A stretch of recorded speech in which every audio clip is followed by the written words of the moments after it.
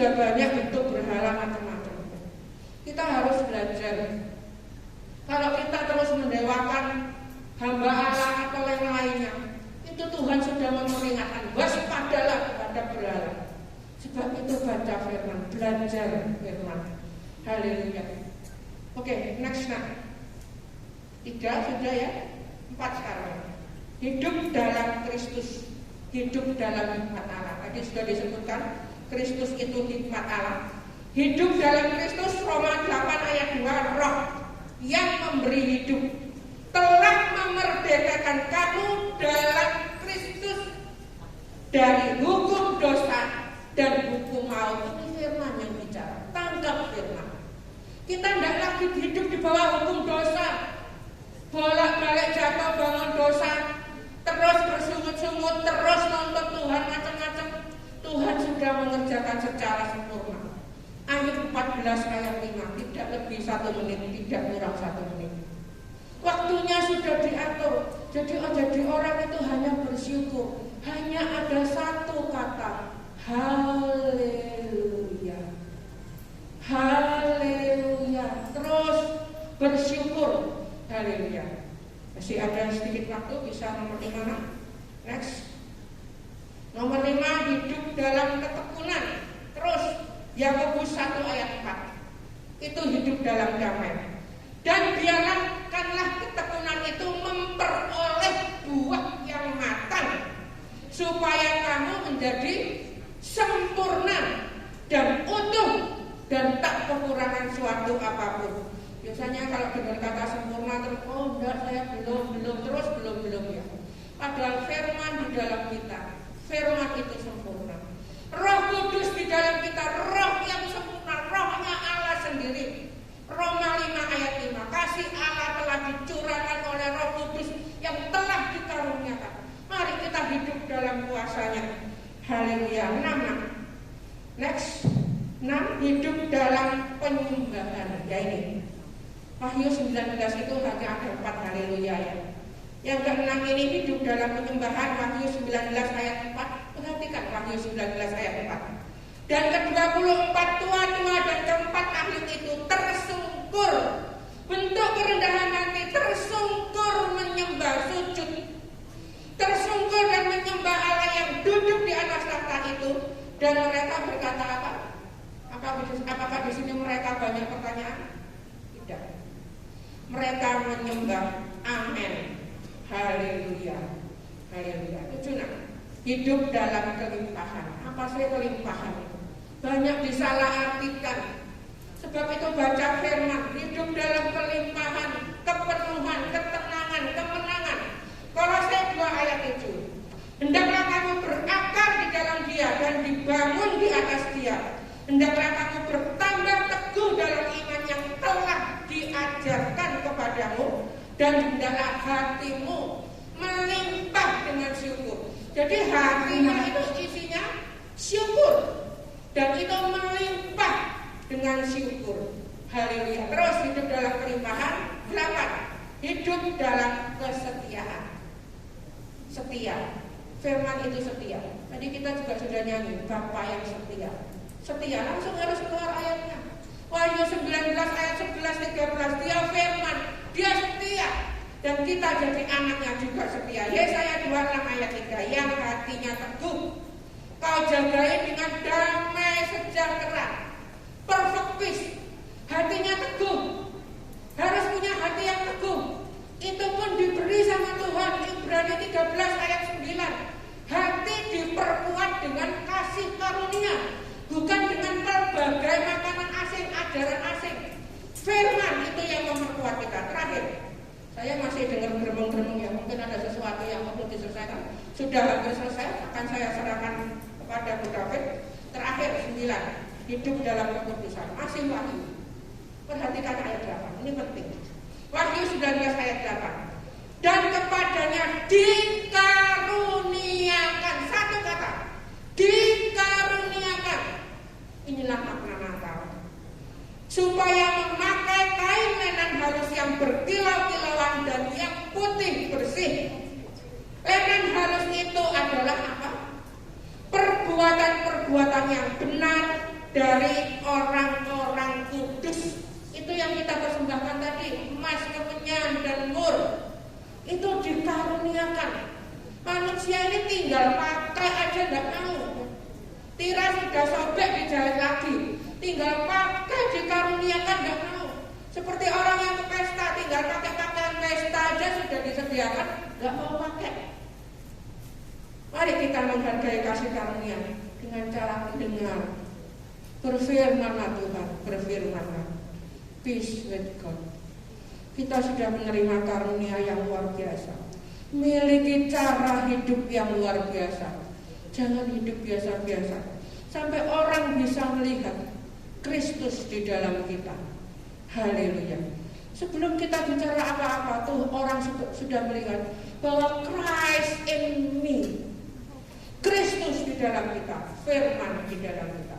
Mari kita akan terus hidup dalam damai. Saya serahkan selanjutnya kepada Ibu David Surjono. Haleluya.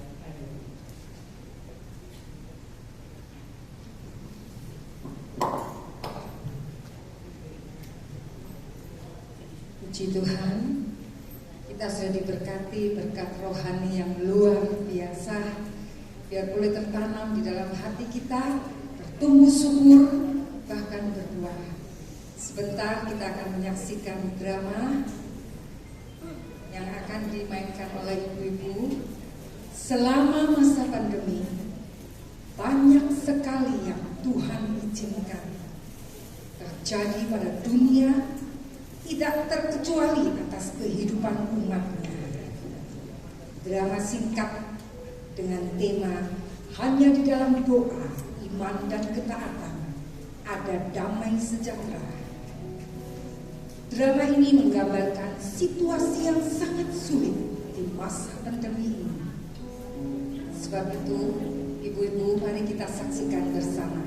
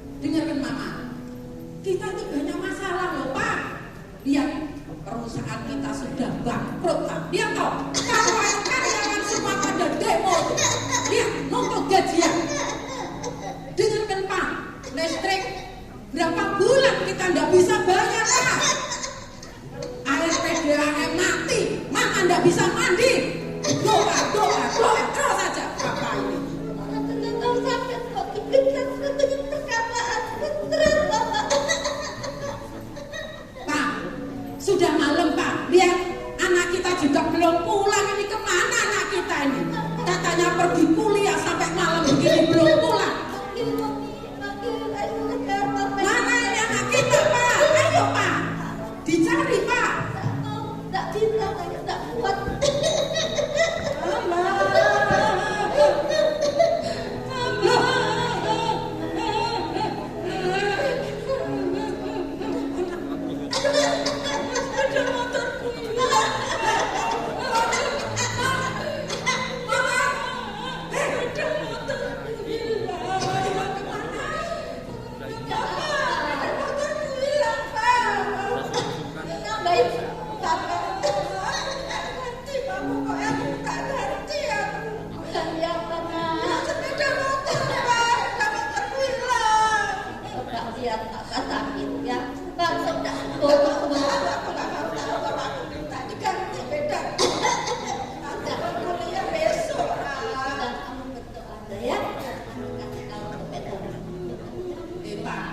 Doa terus saya.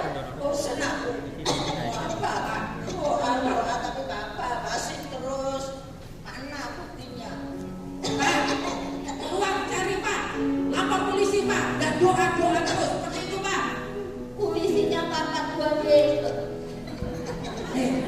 Pak, Mama malam ini perlu uang Pak. Papa, dengarkan Pak, uangnya Papa kan dipinjam sama Pak Adli Pak. Ayo, malam hari ini Mama perlu uang. Ayo telepon Pak. Jangan mata duitan. Papanya sana kok nggak mau. Mama tidak mata duit kan Mama perlu duit malam ini. Ayo Pak telepon. Pak, itu tidur malam-malam. Itu kemarin dan dia berat.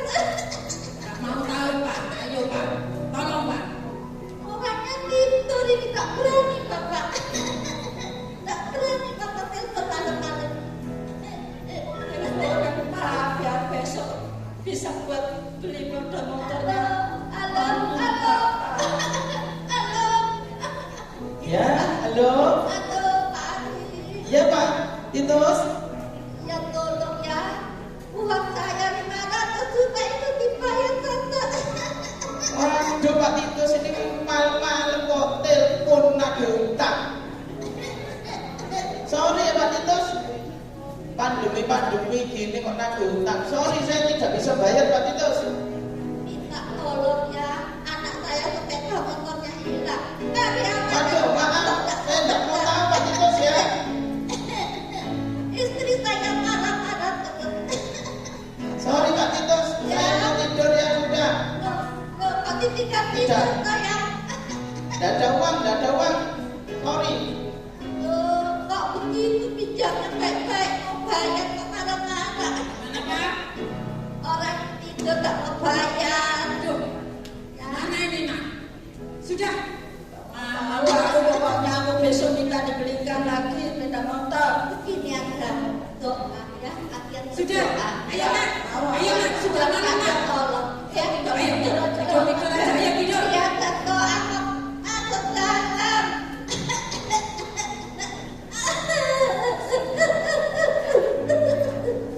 Tuhan Yesus, tolong saya. Saya sakit, saya puasa tidak berubah. Pasti sembuhkan saya Tuhan. Engkau pasti tolong keadaan ekonomi saya. Saat ini karyawan sedang mogok bekerja. Istri dan anak saya marah-marah. Tuhan, Engkau jamah. Biar hati saya tenang. Ada damai sejahtera sukacita. Jamah Tuhan, supaya orang-orang itu mau bayar semua hutang-hutangnya sama saya. Terima kasih Tuhan, kami percaya Tuhan pasti dengar doa saya. Terima kasih Tuhan, dalam nama Tuhan Yesus kami bersyukur. Haleluya. Amin. Ini jalannya mana? Jalannya mana, kembali atau mundur? Atau mata saya yang salah ya? Keterlaluan istri anak saya. Bapaknya sakit ini gak tidur.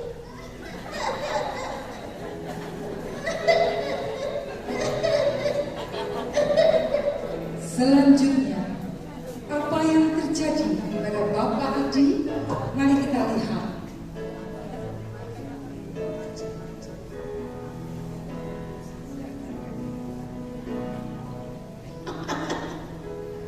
Ayah wis bohongi Pak Titus, padahal saya punya uang saya ini akan ketepaan. Alasannya pandemi, memang saya tidak mau membayar utang. Seneng saya. Ini kan seneng uang saya waktu terus. Tidak kan untuk bayar utang. Papa, Mama, Ma,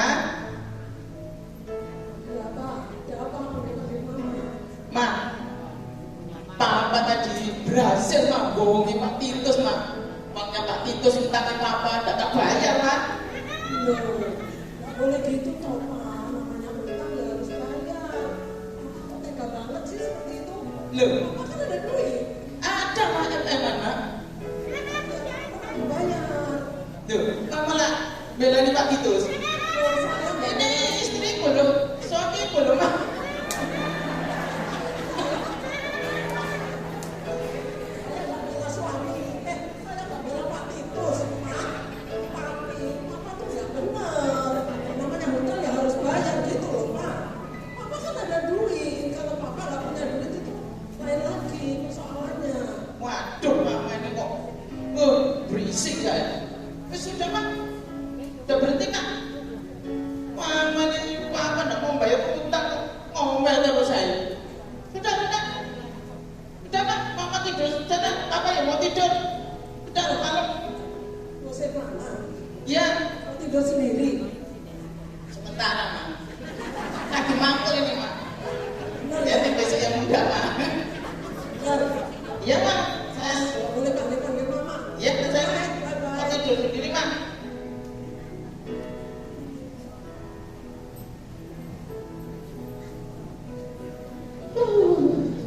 Maka saat yang sekarang adalah kesempatan emas kita hidup dalam kekudusan dan kebenaran Kristus, supaya kita terangkat dan tidak jatuh ke dalam masa kesusahan besar.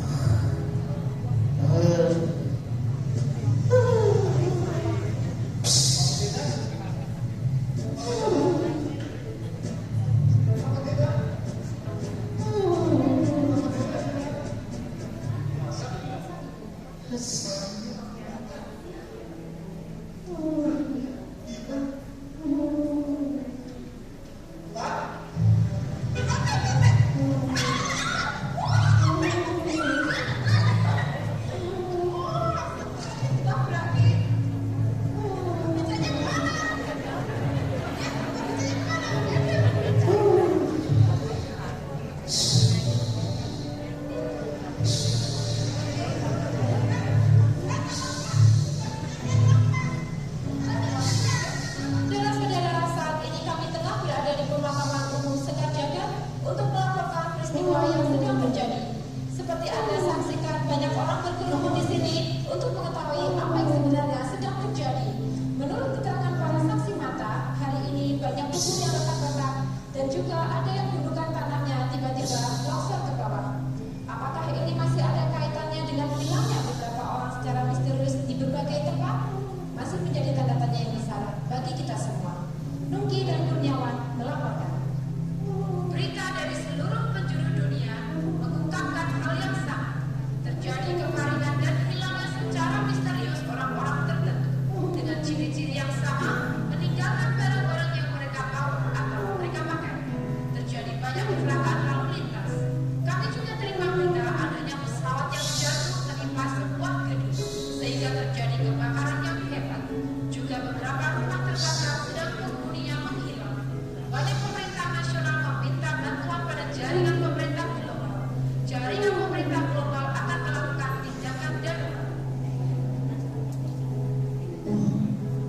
Bagaimana dengan anak-anak dan istriku? Terangkatkah mereka? Ternyata Bapak kita itu benar. Orang-orang yang tidak terangkat adalah orang-orang yang tidak percaya pada Tuhan Yesus, dan orang-orang yang hidupnya tidak menuruti keinginan roh, tetapi menuruti keinginan daging. Galatia 5 ayat 19 mengungkapkan perbuatan daging telah nyata, yaitu percabulan, kecemaran, hawa nafsu, penyembahan berhala, sihir, perseteruan, perselisihan, iri hati, amarah, kepentingan diri sendiri, percideraan, roh memecah, kedengkian, kemabukan, pesta bola, dan sebagainya. Barang siapa melakukan hal-hal yang demikian